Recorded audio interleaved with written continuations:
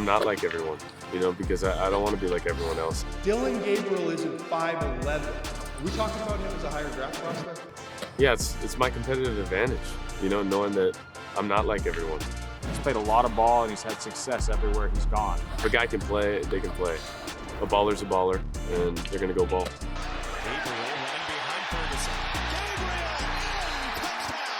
Somebody's going to be really lucky to have him in their room and representing their franchise. My name is Dillon Gabriel. I'm 24 years old. Time to get to work. This is no days off. I enjoy it all because I know at the end of the day I can just go on the field, let loose, continue to learn and grow so that I can be ready for what's to come. We are heavily involved in biomechanics for pitchers. Quarterbacks started to, I think, take an interest in their mechanical development. This has to stay in longer, come up the front leg. Yeah.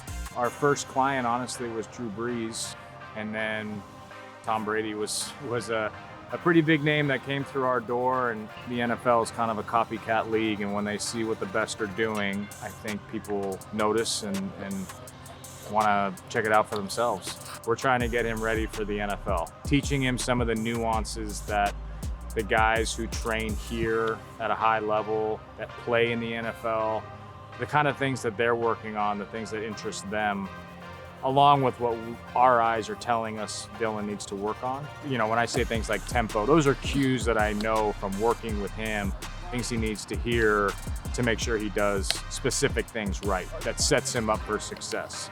Pretty good. Yeah, day in the life is pretty consistent. I'll usually throw in the morning. Right after that, I'll lift, get a running workout as well. After that, I'll head home, have some lunch with my fiancée Zoe, and do it again. Yeah, no days off to me means be who you say you are every single day. This is a passion of mine. This is a purpose, and my purpose is even stronger than my discipline. Even though this whole thing is no days off, here I'm saying hey, maybe a day to give your arm a break wouldn't be the worst thing, but no, he likes the grind. He likes the grind. Well built, that's for sure, but this guy is not towering over his offensive linemen. Yeah, it's my competitive advantage, knowing that I'm not like everyone, because I don't want to be like everyone else. And of course, there's a prototypical size that people like, but I don't want to just fit into a mold that they want. I want to have a believer, and I've dealt with this my whole journey. If a guy can play, they can play. We've seen it time and time again in football, all shapes and sizes. That's why everyone loves it. It don't matter who you are.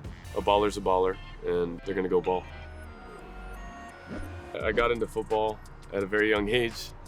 Always looked up to my dad as a kid growing up, and saw him do what he did at the University of Hawaii, and of course watched a bunch of his tape at a young age, and wanted to do the same. Wanted to be just like him. And every time going out, at a young age, it was always, hey, are you Garrett's son? I took great pride in that, and knowing that my dad played at a high level, committed to something, and stayed true throughout that. But as we gotten older, it's funny as it switched, and now is that Dillon's dad, and we always laugh. But competition is a great thing, and in our family, if we win, we're celebrating afterwards, and we lose, we're all mad. So it's a good time, and it's something that we all share, collectively.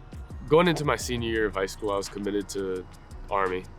Had a bunch of success my senior year with our squad. We had a really good team, and as that season went on, I ended up beating Tua's passing record. As that happened, offers started to roll in late. Ended up getting an offer from UCF, Georgia, and USC.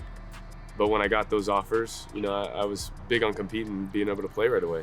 I find joy in playing. I find passion in learning, and knew that at UCF I could get all that in one. Got to UCF, spent 3 great years there. Going into that 3rd year, ended up going to Oklahoma. Had a rough first year at Oklahoma, a lot of moving parts. And going into that 2nd year, you just see everyone clicking on all cylinders and a connected team that was able to play really well in those moments. Lastly, I had planned to go to the NFL, but didn't want to leave 1 year on the table. So I ended up going to Oregon. Had everything, in terms of coaching staff to be around that was going to allow me to grow and learn at a rapid pace. Fell short our last game, but you look at a journey and finding who you are as a person, growing, learning, evolving. That's all a part of the growth to ultimately get me prepared to what I'm walking into. Yeah, Zoe and I met 6th grade orientation. I remember seeing her walk out the Puno middle school team space. At a young age, I was spitting game, Went to the garden. We had a a class where we were planting seeds. I had green beans, she had another one, and made sure somehow I was in that group. So just finagled my way there and ended up planting some seeds together. But that's where it started. Just being able to have a best friend that you love and having this relationship that we've had. She's a part of my team. We're together and we're building this team together, and hopefully some little ones down the road. My mom, we're so alike, so we butt heads. We go at it, but there's no one I love more, you know, and we laugh because we know we're so alike, but I love her to death because, you know, she is who she is, and I'm literally just like her. Being away from family's tough, but as we're all chasing and pursuing what we have to grow, you know, I try to support in every way I can.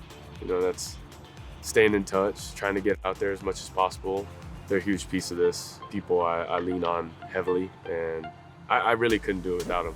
I think when somebody's making the decision to make a guy your franchise quarterback, you know, I think there's a lot of things they look for, and they're watching the tape, and they try to get to know them as much as they can in the limited meetings that they have, and talk to people who know him. I think you got a guy who has had success everywhere he's gone.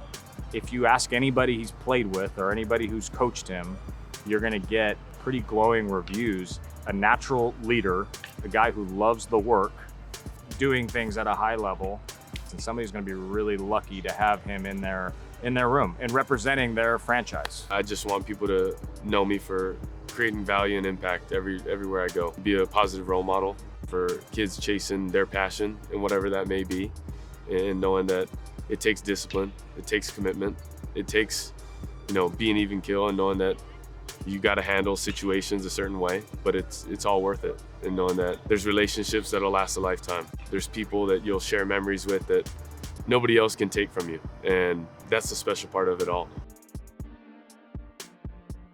Thanks to everyone for watching. For more stories like mine, like and subscribe.